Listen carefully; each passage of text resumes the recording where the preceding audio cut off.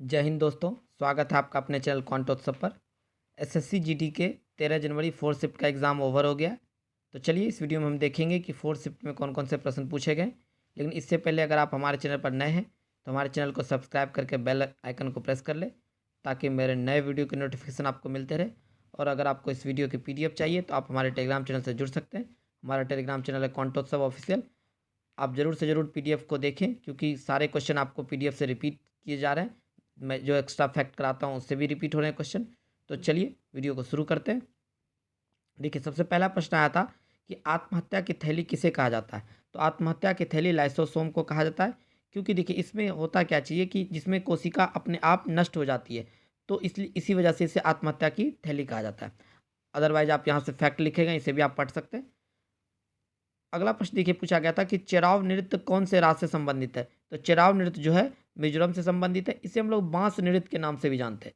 ये क्वेश्चन भी आपको ध्यान में रखना है कि आपसे कभी अगले शिफ्ट में ये पूछा जा सकता है कि बांस नृत्य का संबंध किस नृत्य से है। तो ये चेराव नृत्य से है। अगला प्रश्न देखिए पूछा गया था कि SBI की स्थापना किस वर्ष हुई थी। तो SBI की स्थापना हुई थी आपको 1 जुलाई 1955 को। SBI का फुल फॉर्म होता है state bank of India. State bank of India. इसका पुराना नाम क्या था? Imperial bank of India. ये भी आपको ध्यान रखना है। इसका मुख्यालय मुंबई में स्थित है। अगला प्रश्न देखिए पूछा गया था कि भारत के केंद्रीय सतर्कता आयुक्त कौन बने। यहाँ आयुक्त लिख लीजिए, आयुक्त कौन बने। तो ये बने श्री सुरेश एन पटेल। ये भी आपको ध्यान में रखना है।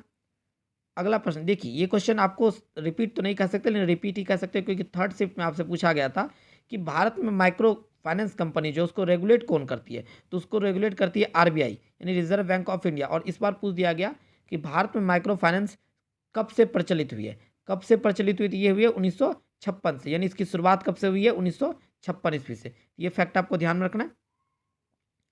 देखिए, अगला प्रश्न पूछा गया था कि सबसे ज़्यादा रणजी ट्रॉफी किस टीम ने जीती है। तो यह मुंबई ने जीती है। और ये कितनी बार जीती है? 41 बार। ये आपको ध्यान में रखना है। एक प्रश्न देखिए आया था कि फुगरी नृत्य किस राज्य से संबंधित है। तो यह गोवा से संबंधित है। अगला प्रश्न देखते हैं। अगला प्रश्न है हमारा, फॉर्मूला 1 रेस कब से शुरू हुआ था। यह 1920 से शुरू हुई थी। लेकिन अगर वहीं आपसे बात की जाए European grand prix motor racing की, यह 1930 के दशक से स्टार्ट हुआ था। तो देखिए दोस्तों, और हिंदी के भी कुछ प्रश्न मिले तो आप उससे भी देख लीजिए कि आपसे एक पूछा गया था कि प्रत्यक्ष का विलोम शब्द क्या होता है। तो प्रत्यक्ष का विलोम शब्द क्या होता है? परोक्ष। क्लियर है दोस्तों। देखिए एक क्वेश्चन ये भी आया था दोस्तों, आप बताइए कमेंट में कि ये क्वेश्चन आया था या नहीं, क्योंकि स्टूडेंट के द्वारा भेजे गए कि भारत जो है ये स्थलीय सीमा कितने किलोमीटर में फैली हुई है। तो यह फैली हुई आपको 15,200 वर्ग किलोमीटर में। तो ये आपको ध्यान रखना है। और अगर आप इसी में पूछा जाए कि उत्तर से दक्षिण की सीमा कितनी है, स्थलीय सीमा, तो यह है आपको 3214 किलोमीटर। और अगर आपसे पूरब से पश्चिम पूछा जाए, पूरब से पश्चिम, तो पूरब से पश्चिम कितना है? यह है 2933, यानी 2933 किलोमीटर। तो ये भी आपको ध्यान रखना है। और हिंदी में देखिए पूछा गया था आपको कि नौ का पर्यायवाची शब्द क्या आता है। नौ का पर्यायवाची शब्द, तो नौ का पर्यायवाची शब्द हो जाता है आपका नौका, तरणी, जलयान। ये सब आपको ध्यान रखना है। बोट भी होता है, ये इंग्लिश है, लेकिन आप पर्यायवाची शब्द में भी इसे लिख सकते हैं। एक प्रश्न पूछा गया था कि चैन की नींद सोना, चैन की नींद सोना मुहावरा का अर्थ क्या होता है। तो चैन की नींद सोना मुहावरा का अर्थ होता है कि मान लीजिए कि आप कोई काम कर रहे हैं और वो काम पूरा हो जाता है, तो अब आपको परेशानी महसूस नहीं होती, तो आप आराम से सो जाते हैं। तो आप लिख सकते हैं कि अपने कार्य को संपन्न कर, ठीक है, परेशानी से मुक्त होना। तो उससे हम लोग कहते हैं चैन की नींद सोना। देखिए एक प्रश्न आया था कि कवित्री लिखा हुआ था और इसे आपको शुद्ध रूप में लिखना था। तो कवित्री ये जो है गलत लिखा हुआ है, इसे आप शुद्ध रूप में इस तरह से लिखिएगा, कवियत्री होता है।